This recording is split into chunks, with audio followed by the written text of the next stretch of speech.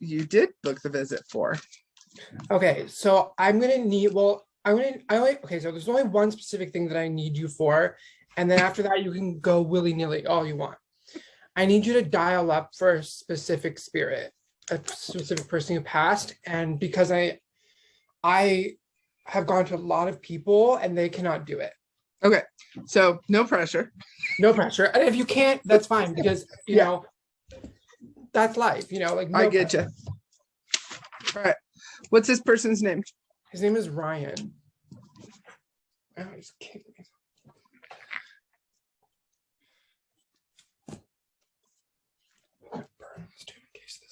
All right, so I don't want to make any assumptions, but I do know that you're in California, right? So one of the reasons I say that is because I see somebody so completely different from you. Would you understand someone that almost has the surfer look and has the kind of the longish hair, that he kind of does this kind of mannerisms? Would you understand that about this person?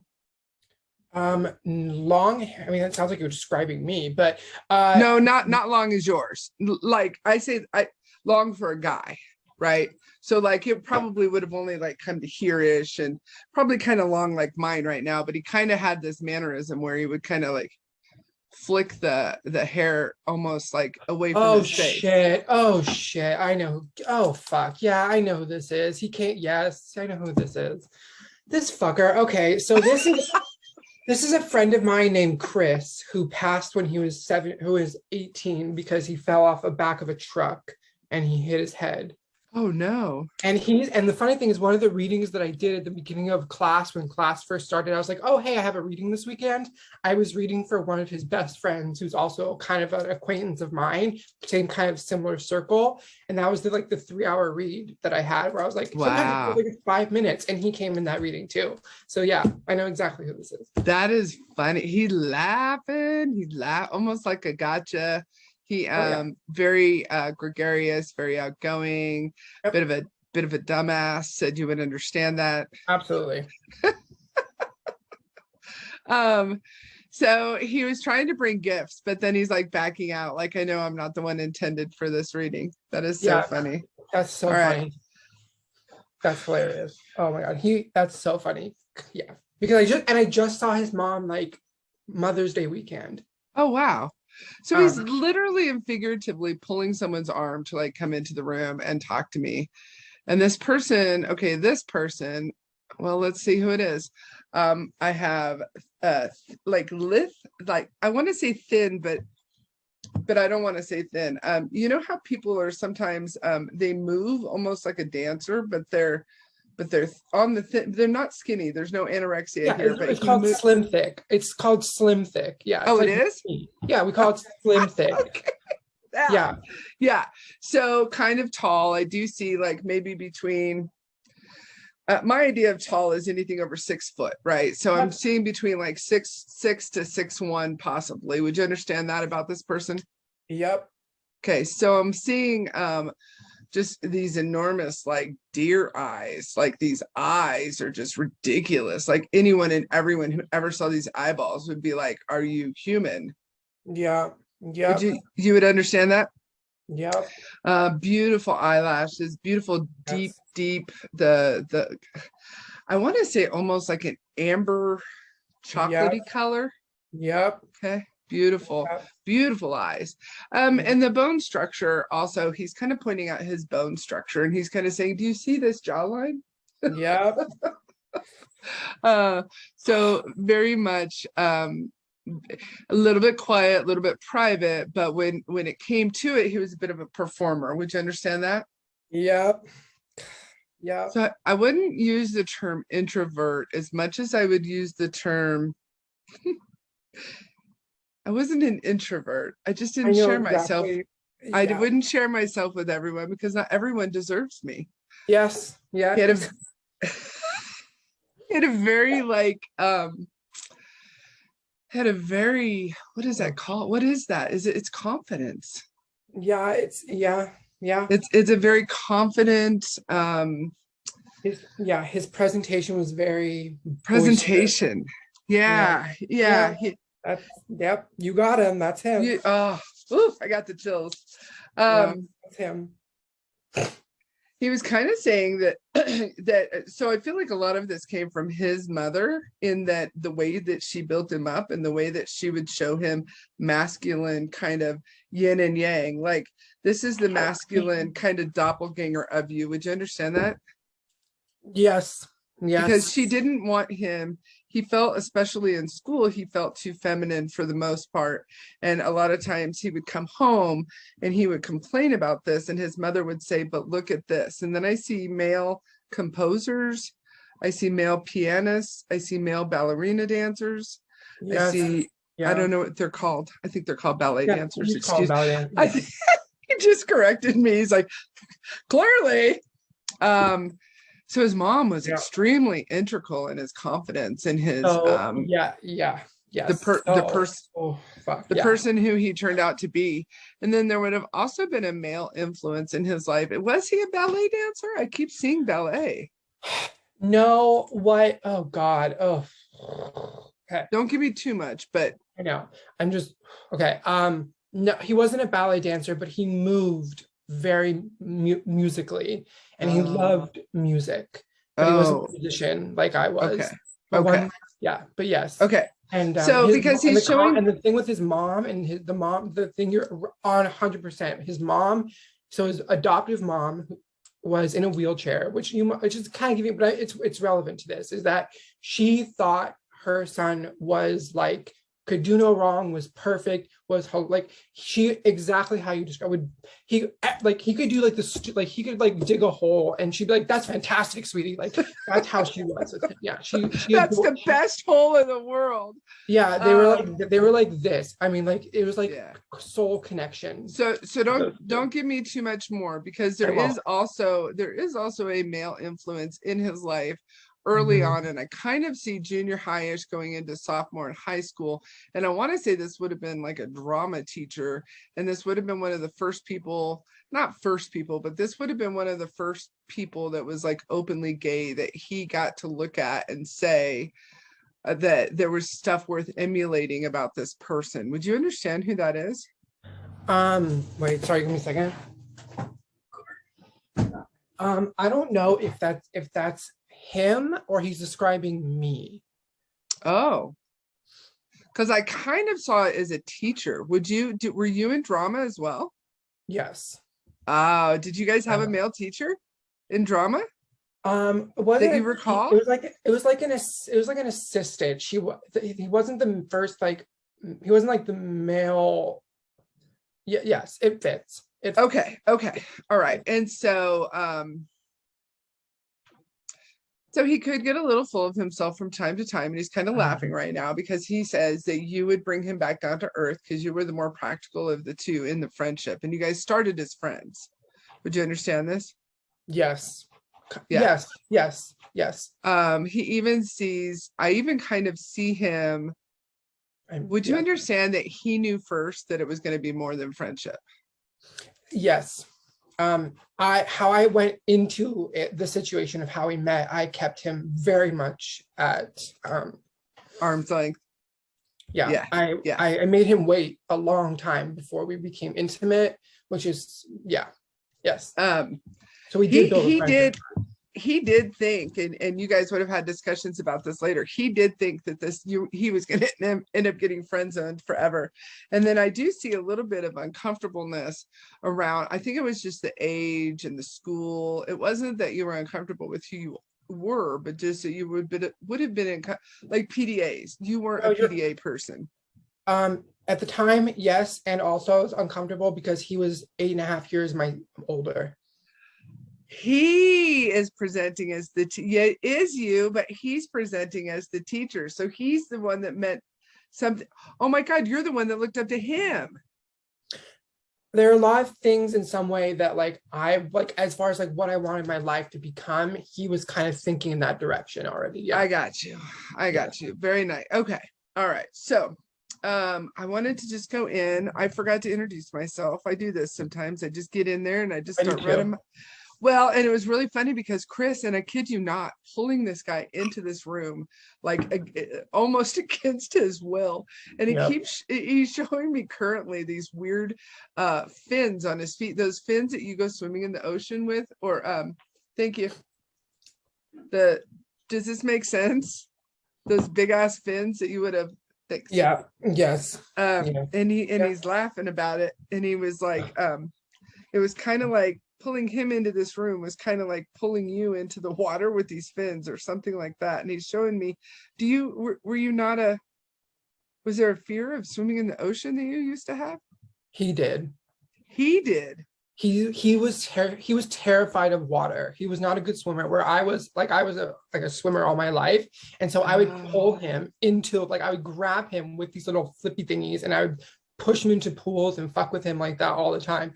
Oh my God. And one time in Tahoe, I grabbed him and I pulled him into the lake, and he like started not drowning, but he started freaking out. I'm like, babe, just stand up. Oh no. He was not always as impressed with your humor as you were.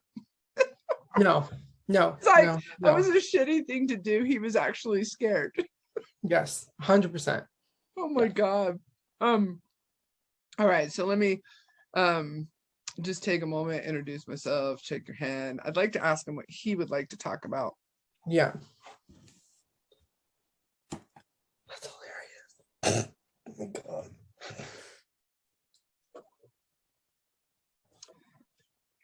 Oh my gosh, I'm not sure, but go ahead. No, just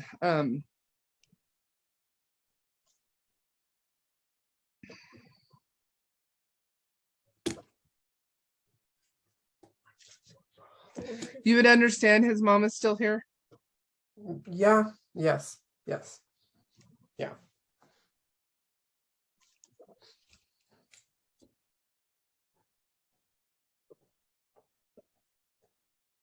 Oh my God, he misses California. Yeah. He literally misses California. He had to go somewhere one time and he missed it so fucking bad. He was like, I'm never leaving again. Would you understand this? Yeah. He actually still physically misses the place, which is really funny because so do I.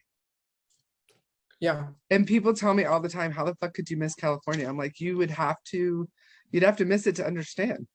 Yeah. That's So I'm not sure. So I asked him what he wanted to talk about, and he said, and I don't understand this, but rehearsal and drama. And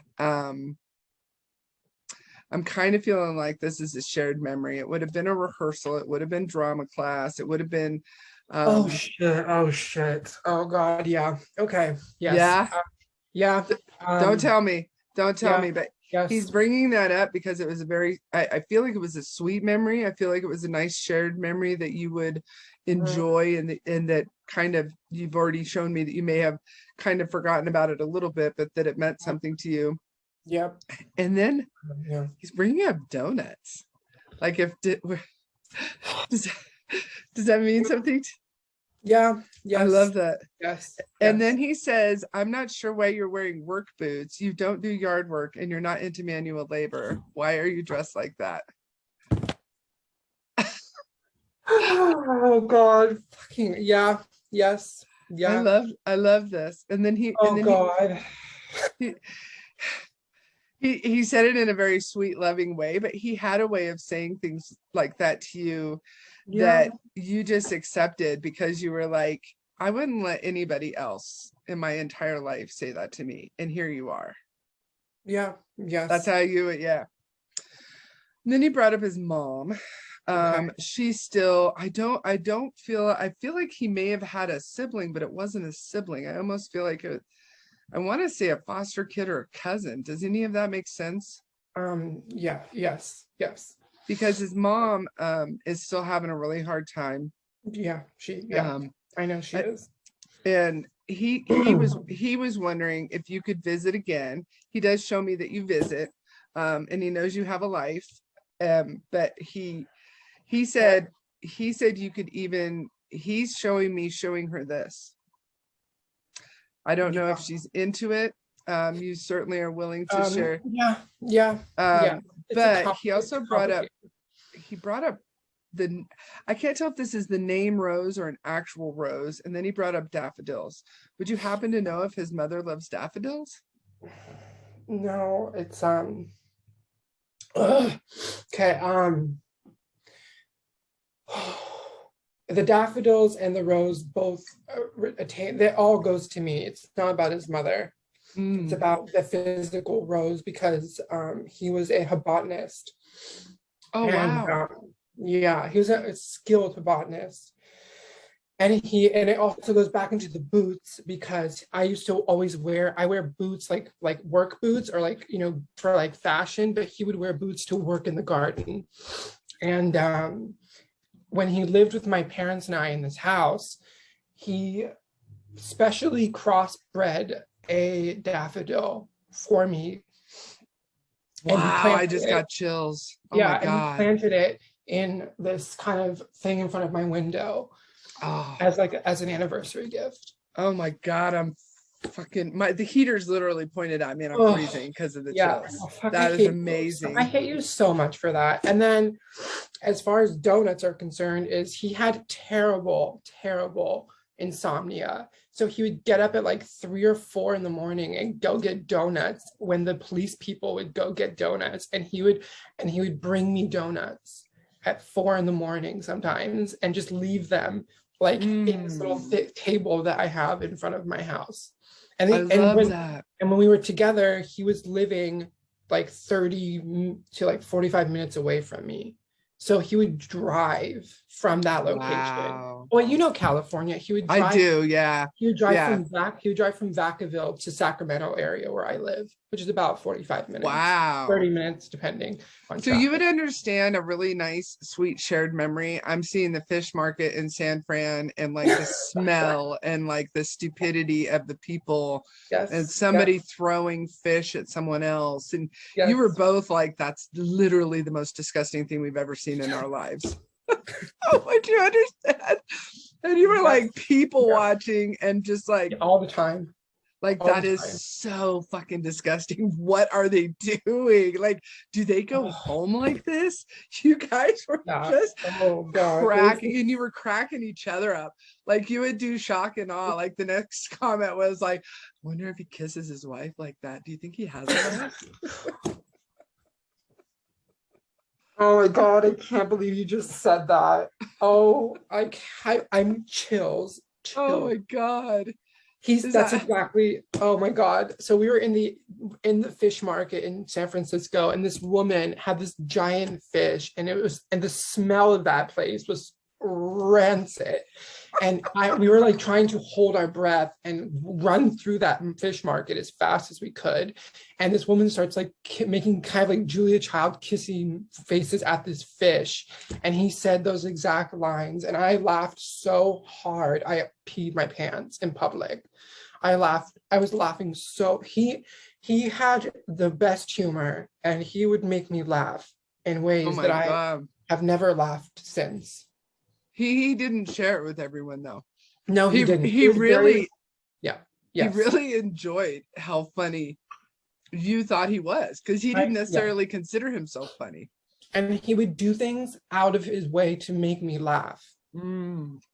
Like where he would like be like, you know, vacuuming in the house and do this stupid little dance that would make no fucking sense, just to make me laugh because he knew I'd react. Oh, and then confirming the other thing you said about going over lines in theater with him. When we were together at the time, I was doing a community theater show. I was doing Fiddler on the Roof, and I was choreographing the dancing for that show. And I was in the show, and I made him go through my lines with me and like practice the choreographic, how I wanted my choreographing to go for the show. So yes. This is amazing. It's interesting. And then his mother, they had a really hard time with his passing.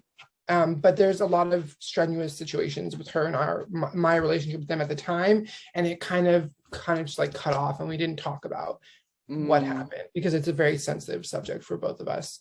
So I'm not exactly seeing how he's passing, and he doesn't necessarily like to talk about it because it makes you sad.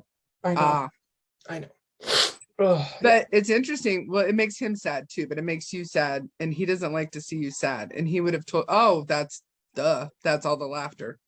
He didn't deal well with sadness, and he didn't deal well with melancholy. He always wanted to, he would have given someone a smile on the street, even though he was a little standoffish. He would have given someone a smile on the street just to kind of cheer them up, if that makes sense. He would, oh God, you're gonna like make me cry today. Okay. He would give his shirt off his back to anybody. He was, he was very, like you say, professional in the way he presented. He was very like formal because he grew up with a very formal old money family. And so that kind of, but underneath that, he was the most loving person. And he would and then, about the foster kid or whatever, his best friend had a kid and had 2 kids, and her baby daddy ran away, and he stepped up and he became like a really big father figure. Oh, wow. Okay. And he loved those children like they were his own, and he would have, I think he would have adopted them and been legal guardian parent co-parents, point, if he could, if that was a plan that he and I were going to discuss at one point. Yeah. So you would understand. You guys did not get married though, correct? No, we did not get married because gay marriage wasn't legalized yet.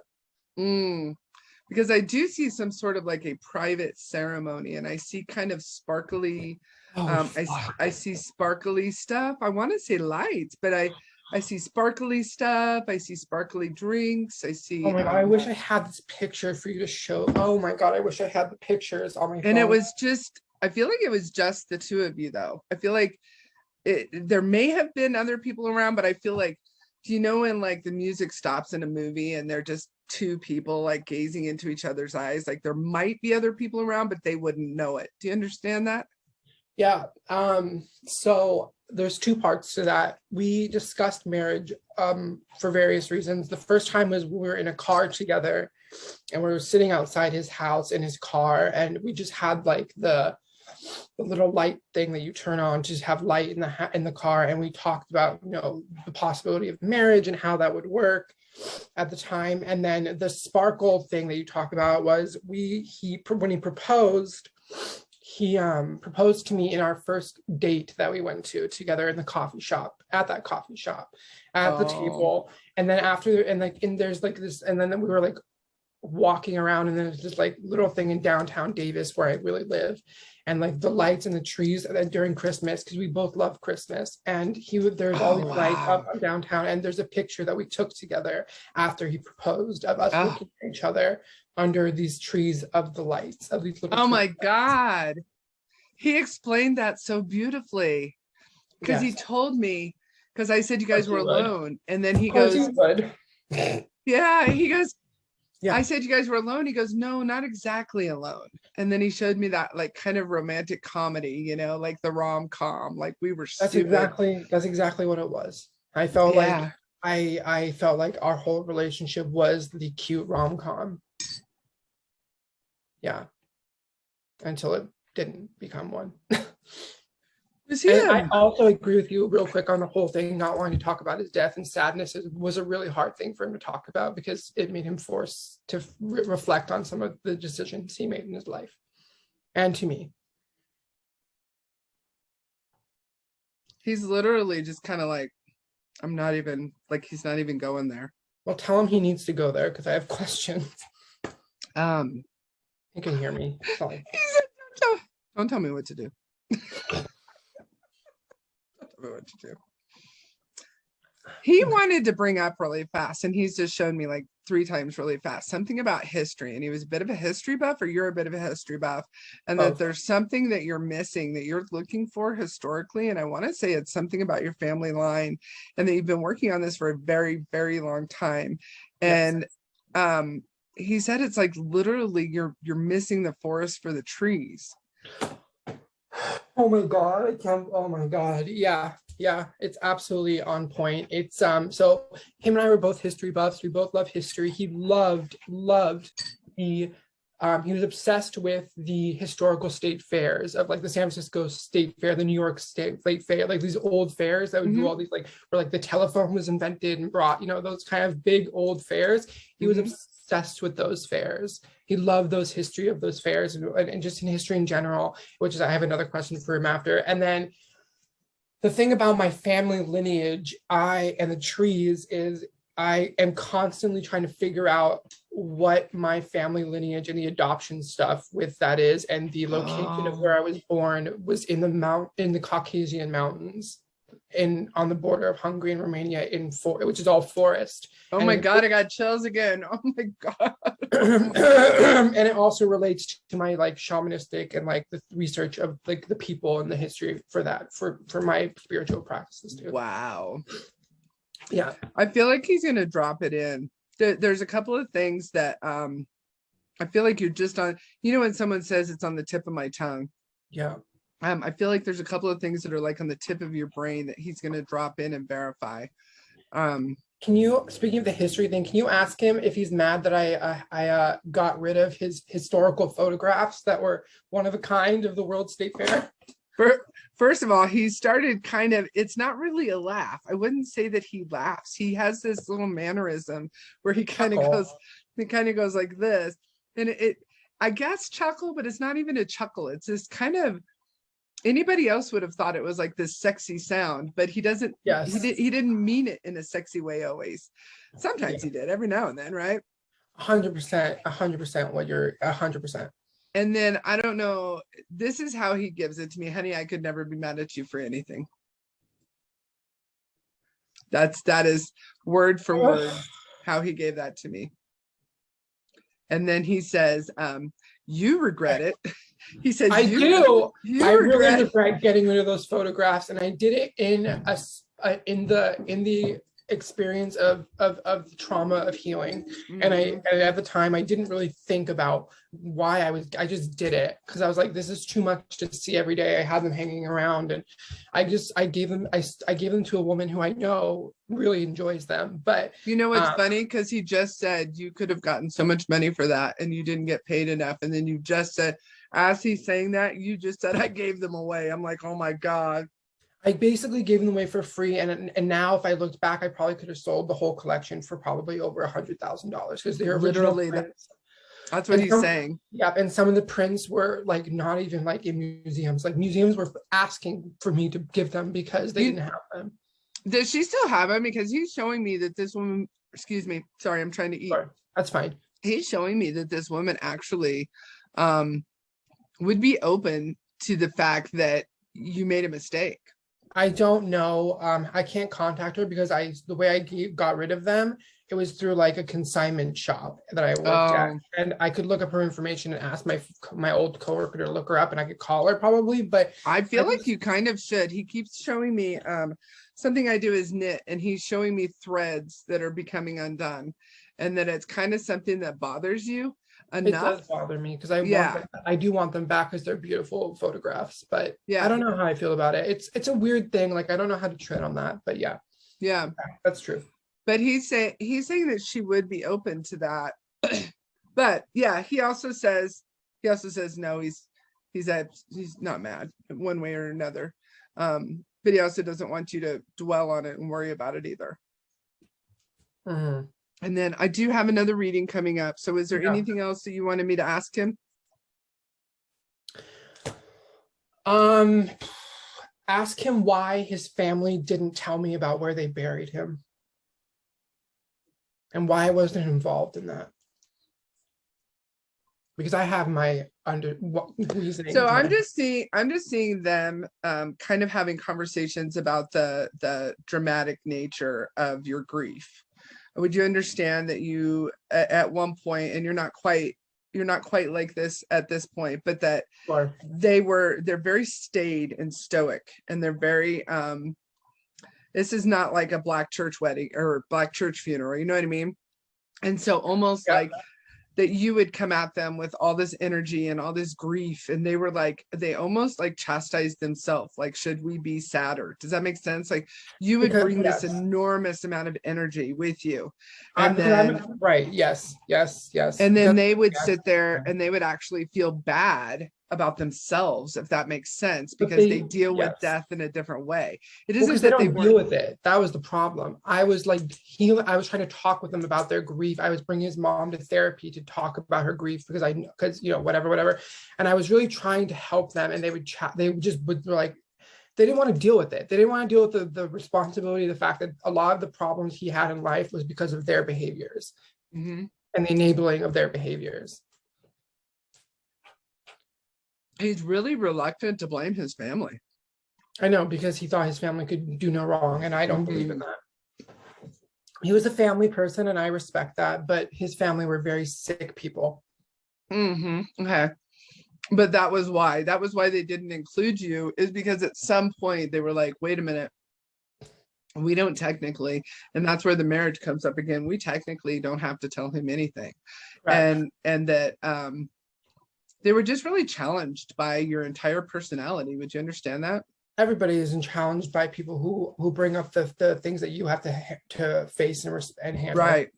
And that's how I am, and and I know that for life. That's how I will always be. He says, if you could have kept that under wraps, and he's not saying it in, if only I could. And then he's giving you flowers on his knees. He's giving you white flowers. Also, yeah, go ahead. Is there something about a cutting board and the way you guys would spend time cooking? I see this wooden cutting board. Yes. I see the kitchen. Yes. I see him. He would. Yes, he was a great. He would make fun of getting on his knees. Why is this a funny thing? Why is this a funny thing that he would have gone? Because whenever he would get in the garden and do stuff on his knees, I'd always make fun of him, like he's like trying to pray to something, like I was like, you don't believe in God, like what is this? Or some. I was just make okay. Or I would kick his feet, like just try to make him. I would just fuck with him because I was younger, you know. And it's interesting. Ask. Oh, one more thing. Now this is the last question. Ask him what he thinks of my relationship now, and how I and my current relationship we've switched places. So he says there's not enough laughter. Oh, fuck. I know. He says you've been giving. He says you need to stop testing this other person. It isn't my God. It isn't your place to test everyone. I do, yeah. And he says if you would stop doing that, sir, that your life would be a little bit easier. God. Oh, I'm so jealous of the feeling between you two right now. Just like this and I don't know if you said it earlier or if I said it, but there was this karmic connection that just was like unshakable. It was the right person at the wrong time of life and with the wrong No. Whoa. He says stop right now. He said, because if we hadn't met then, we would have never had what we have, and you wouldn't have the memories that you have. And I know, he says, please, no, he's not mad, but he's saying, don't ever say that again.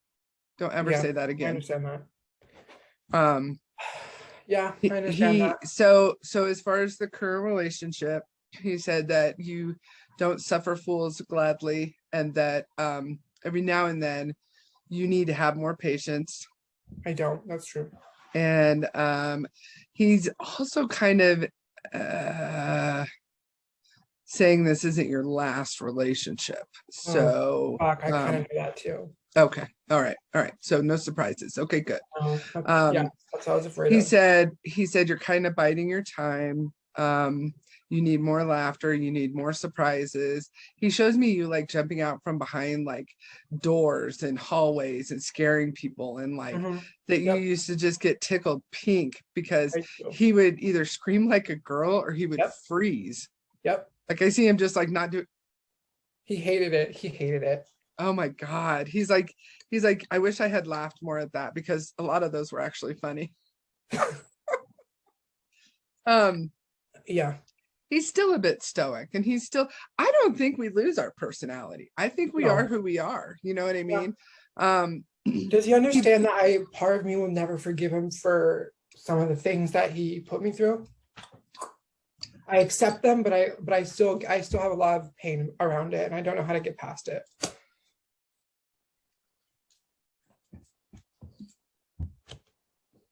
He shows me you physically writing down a letter.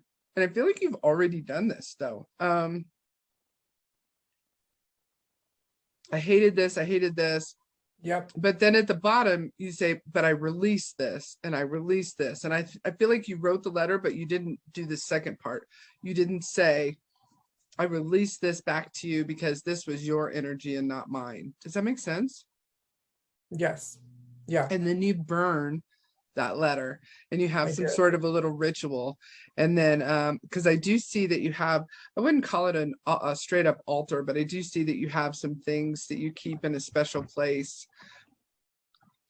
Oh yeah. Oh, nice. He almost wants you to leave that letter there for a little bit to kind of to build energy, if you would. Yeah. About what you're releasing back to him. And he says, number one, he says, I'm sorry. Number two, he says, I will accept my own energy back for the things I did gladly. And number three, he says, how is he saying that? He's presenting you with an alternate view of how you'll never put up with that bullshit again. Absolutely. He's presenting it almost, which I'm asking him, like, that's kind of victim shaming. And he says, I'm trying, that's why I'm trying to. I don't think it's, I understand exactly what he's saying. Is he? Okay. Yeah. I don't think it's victim shaming. I think it's, yeah, it's like self-worth, because I always told myself I would never, ever be with someone who would put me through that shit ever again, ever. And he knows that. That's absolutely 100%. That's not victim shaming at all. It's and then he apologizes again. I mean, yeah. He says there were things that were part of the human experience that he isn't showing me what he did.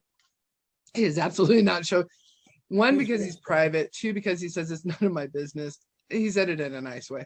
I know what he's saying. And three, because he doesn't really want for you to relive it. And he thinks that when you do relive it, you just kind of put another little, you kind of almost put another little sword through your own heart. And you need to get to the point where you're not reliving something. But he also said there was a lot of times, and there were a lot of instances where he was stuck in this, human form where kind of pleasure and putting his energy in the wrong places. He's saying this very carefully. Were impulses that he didn't necessarily know how to. He's kind of showing me, I don't know if you guys ever would have went to like a drag place, but he's showing me like a theater, and he's showing me someone in drag. And then he wasn't a drag. No, but that's what he's showing me as far as like, some of these impulses and some of these people and these personalities that he would have been drawn to certain people for reasons that sometimes even he didn't understand, and that he would have had regret even then. Does that make sense? Yep. Yeah. Well, someone else is probably about to come in here, because I think I gave her the same link. But no worries. Thank you. Absolutely. It's good to know. So let me ask you. You said nobody else was able to bring him through before? Yeah, and none of my people come to me. They will, like, whenever you're talking about in class, you're like, talk to your spirit team. They don't come to me. My spirit team is very disconnected from me, but I know they're there. And I do a lot of stuff to try to connect with them. And like, even when I take like psychedelics and I have out of body experiences, they just kind of let me do my thing. And like, they're like, he'll figure it out. That's interesting. Yeah. So I don't know. It's weird. All right. Well, I better get with this gal that I think she just started to come in and then she quit. So